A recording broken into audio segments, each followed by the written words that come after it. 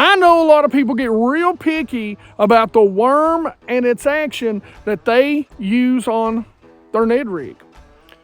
And believe it or not, as much as I love to power fish, I'm a huge Ned rig fan. But there's a worm that's been out for a long time that may have a secret you don't know. So somebody asked me the other day about follow-up baits. Now, we've been out here on the water today, and I actually love a Ned as a follow-up bait, especially when they're stuck to the bottom. So we've thrown moving baits all day, jerk baits, A-rigs, that sort of stuff. And what we've found is that the bass have really been hunkered down to the bottom. And one of the best ways to catch those bass after you kind of bring them down and find them by doing this is to throw back in there, if you miss them, with that Ned bait and just drag it down through there. A lot of times they'll see that bait and they'll clock it. Now, something else that's happening today is that we've got a full moon. So I think we're the day after the full moon.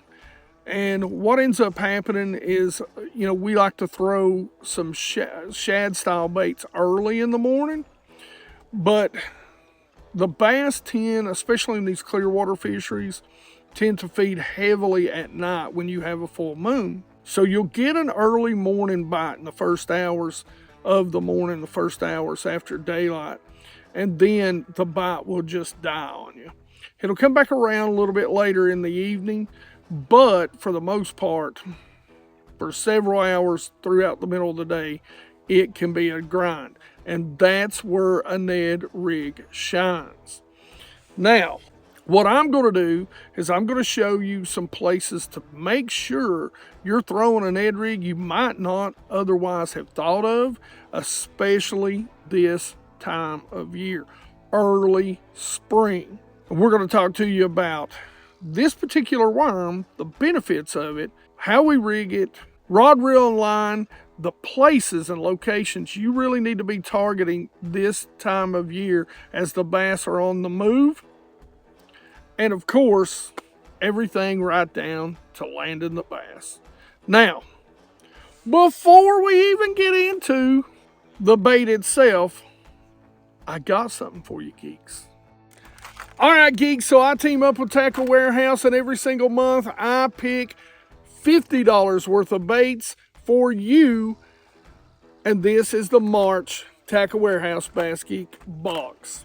One of my favorite things to throw in March is this right here, the Flash Mob Junior, and combined with the Scottsboro Tackle swim baits. This is a complete kit. It's got your hooks in it, got your swim baits in it, got your A-rig in it. Let me tell you, this time of year, first thing in the morning when they're feeding up on shad, this is the way to go. Don't be afraid to throw it. You pond guys, lighten up, use straight hooks, use weedless hooks, EWGs. Trust me on this. It's how I started throwing them, was from the bank, and they work this time of year. This is one of my top 5 March big bass catchers. If you haven't seen that video, I'll leave a link at the end of this so you can go check it out. Big bass baits for March. Next in the box, you're going to get another great shad pattern bait. This is a split blade by First Gen Baits. You geeks know it is jerk bait season. Soft or hard, jerk baits are going to catch you a bunch of bass as they begin to move up. This is one of my favorites right here. This is the Whiplash Shad from Exxon. Speaking of hard jerk baits, this is a new one. This is the Flashpoint Junior from Booyah Baits. I love this bait. It's got a blade embedded in the head, which gives it a flashing target as it's moving toward the bass. Really has some incredible drawing power. Shout out to my buddy Tackle Junkie. This is one of his very favorite square bills. He loves the Bandit 100. And I know you guys out there that fish ponds and that sort of stuff, a square bill is your crankbait friend. This is the 100 from Bandit. Great little square bill. crankbait. And last but not least, and the worm that's got a big secret, I wonder how many of you actually know this. I want to find out down in the comment section below. When you comment to win, we'll tell you how to do that, how to win this box at the end of the video, so stick around. That's the YUM Ned Dinger. So again, make sure you stay to the end so you can have a shot at winning this box. We'll tell you how to win at the end of the video. Now, let's talk about the Ned rig for early spring bass and the secret that the Ned Dinger holds. So as far as rigging goes, this is one of mine. I'm not going to use your alls. And if you look really closely here at the end, you can almost see what I'm talking about. Now, what I love about a Ned Dinger is that they are extremely affordable and really durable, but they do stand up. And there is a trick to that YUM has purposefully built in to the Ned Dinger. Now, as far as rigging goes, we've got this rigged on a tungsten Ned head from Angler Tungsten. I like the feel of it. You can rig it on anything. All right, let's take this worm off and let's cut it in half. So we've cut it in 2 halves now, and if you look right here, there's actually an air pocket. Quite a large air pocket right at the end of every Ned Dinger, which allows the bait to float when it's put together. What else I'm going to show you about this is there is a hole in the top of the Ned Dinger.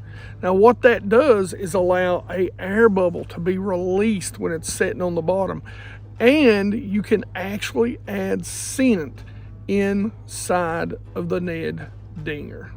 So I'm going to be real interested in knowing how many of you guys know that little compartment, whatever is there, because like I said, you can do so many different things with it. You know, it'll hold an air bubble as you lift and set it down. It'll release that air bubble. These have virtually no salt in them, so they're going to float no matter what. That's the great thing about them. But the air bubble release, and you can actually put some scent in there so it'll slow release that scent. Bass just can't resist that.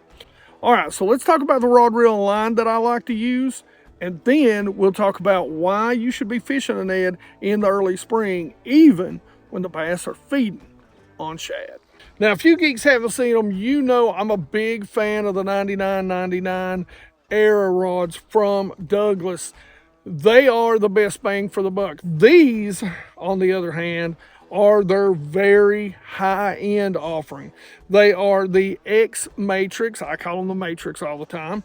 But they are extremely well built, very, very sensitive. And this is one of those times, I'm not a big fan of like ultra-sensitive rods. I don't think you really need ultra-sensitive. The rods are so good now, just all the way across the board, unless you're dealing with finicky bass. And if I'm fishing a Ned rig, I'm dealing with finicky bass, because if I can catch them on a crankbait or a moving bait or a jerkbait, I'm going to do that. If I'm resorting to a Ned rig, and this is what they're on, I need a higher end rod. Now, I'm not telling you to go out and spend $300 on a rod, but you need to spend as much as you can on bottom bouncing bait rods. That's where the rubber really meets the road. I love bang for the bucks otherwise.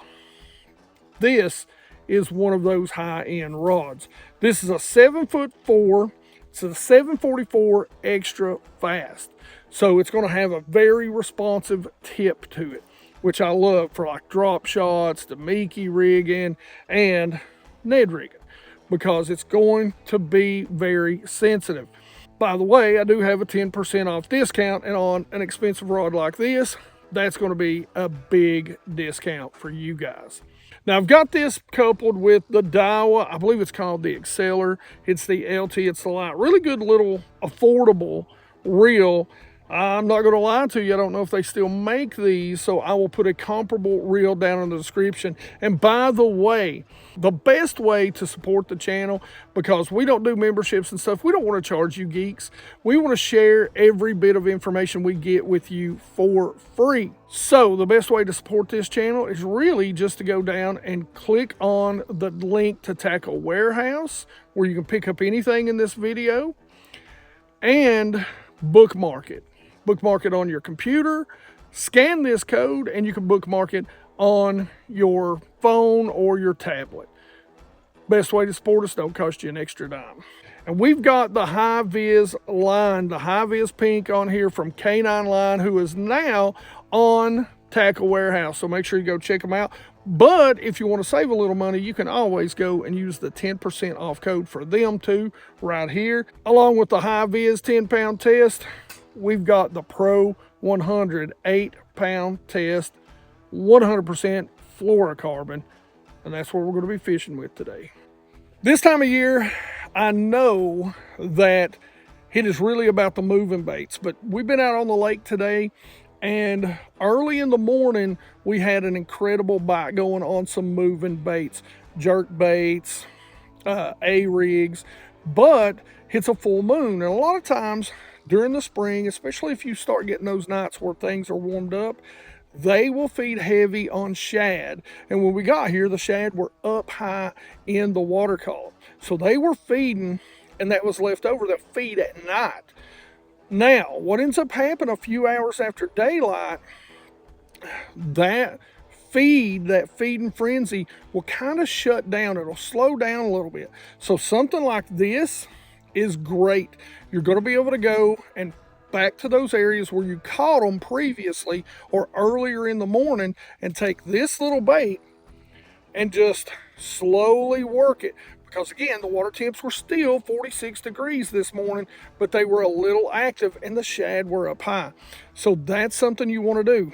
Locations, going to be any sort of channel swing. That's where we really found them this morning. Not on the bluff ends or the channel swing ends, but right in the middle. Those bass are still on those steeper areas, pulling up, getting ready to make their way. Little tip for you, the channel swings, the bluffs, that sort of stuff, make sure there's some sort of spawning pocket, or I love to have spawning creeks, big spawning creeks on either side. We did catch some on main lake points too, but our bigger ones were still in the middle of the bluffs. And I know I don't need to tell you how to fish this, especially in 40-degree water right now. I'm not going to lift it and let it pendulum back to me. That is a great way to catch them. Right now, especially in 46-degree water, I'm going to go ahead and drag that, especially when they're shut down and they're a little tough. I'm going to go ahead and drag that bait back to me. Not ever going to leave bottom. Not going to hop it a whole lot. And the reason why is because, like I said, they've fed. They've ate shad all day. This is going to give you something a little bit different, and it's going to stay in their face for as long as you could possibly keep it there. By the way, all you pond anglers, you're coming uphill. This is something that I haven't said in a long time. So when you're coming uphill with something like this, you never want to drag it. You want to hop it, because you're going to drag it right into overhangs and that sort of stuff that's going to get you hung. Very small, controlled hops. And then after you do it, let it sit there for longer than most boat guys are going to let it sit there.